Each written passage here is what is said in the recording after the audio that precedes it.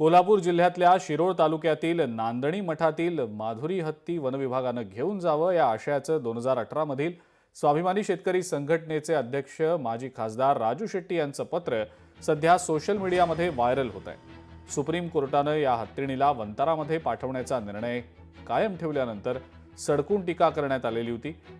वंताराला ही हत्तीण गेल्यानं त्यांनी मुकेश अंबानींवर हल्लाबोल देखील केलेला होता।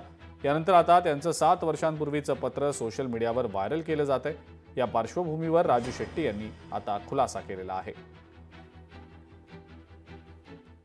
मावताचा शोध आहे तो शोध पूर्ण होईपर्यंत काही कालावधीसाठी म्हणून गडचिरोलीला जो हत्तीचा कॅम्प आहे ज्या ठिकाणी तांत्रिकदृष्ट्या शास्त्रीयदृष्ट्या हत्तींची देखभाल केली जाते, प्रशिक्षण दिलं जातं, त्या कॅम्पमध्ये माधुरीची काही काळासाठी रवानगी करावी आणि केरळ कर्नाटकातून एक चांगला प्रशिक्षित माहूत आपण आणावा आणि त्यासाठी आम्हाला कालावधी पाहिजे होता।